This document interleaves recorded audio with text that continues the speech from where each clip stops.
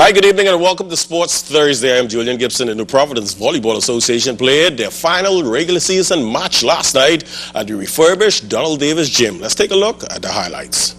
Looks like the Donald Davis Gym got a facelift for Christmas. Come on, guys, you got to keep the surface looking clean just like this. Well, the Saints, they look pretty clean last night. Saints in the red, got past the Crusaders in the blue in 3 sets. Saints winning 25-17, 25-23, and 25-21 to move on to face the defending champions. Our team performance was, it was normal. It wasn't what we usually play. We could step up our game way more than this. I don't know what happened today, but we came through. Tonight we didn't have the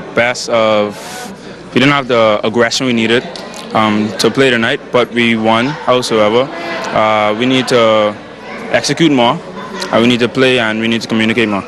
You go up against the team that won the pennant this year. It's going to be tough. Are you guys ready for that, and what's it going to take? It's going to take some heart, pure heart. We need to buckle down, listen to Coach more, and like I said earlier, execute. Can you all get the job done? I think we can. Yeah, we can.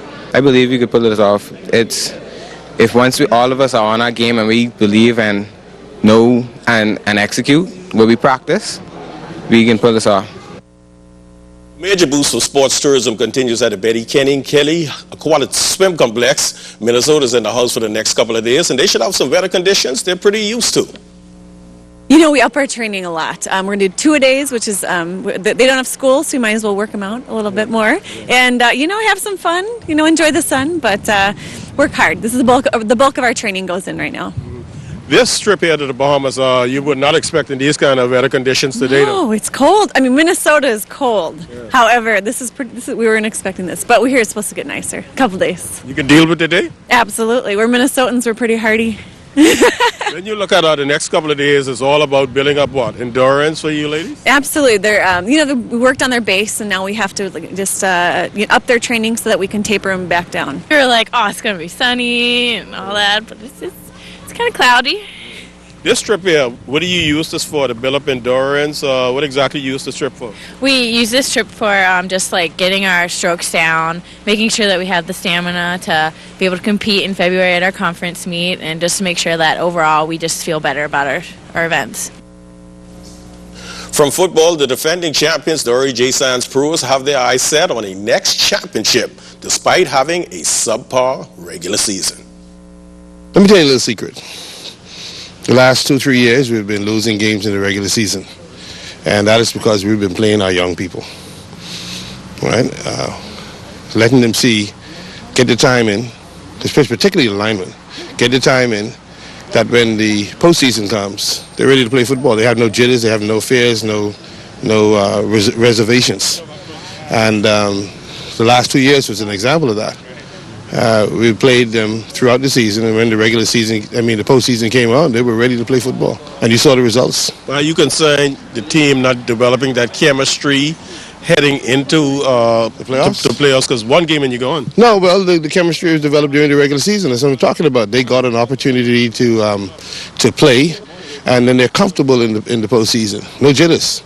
And that's what I've noticed over the last 2 years, that our younger players, our rookies and second-year people, actually playing like 8-9-year veterans.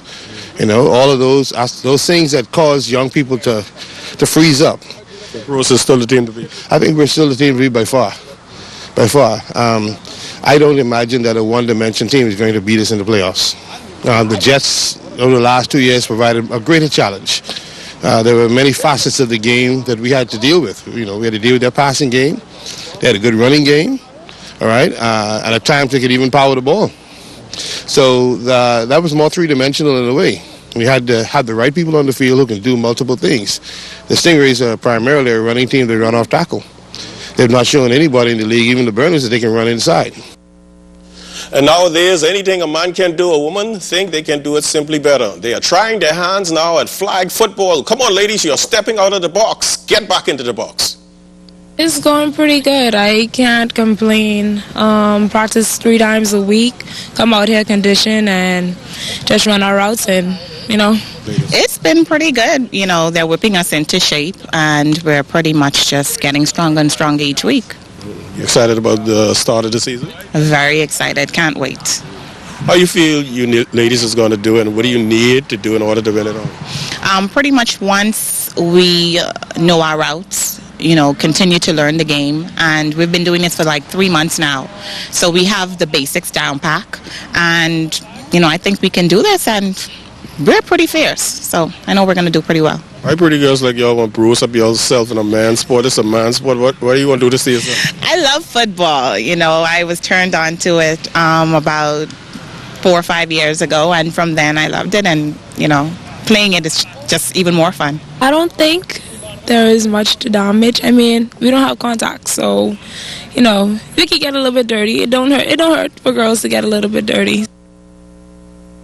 And from the Orange Bowl football game that took place last night in Florida, how about Geno Smith, who has family ties right here in the Bahamas? Geno threw for 401 yards. He connected on 6 touchdown passes. He rushed for 1 as West Virginia Mountaineers blasted Clemson 40-33. Geno Smith tied a record for most touchdowns in a bowl game. It just goes to show that Bahamians can shine anywhere in the world. Get well greetings goes out to my good friend George Sweeting, baseball umpire, softball umpire from Spanish Rails. He came out of the hospital today.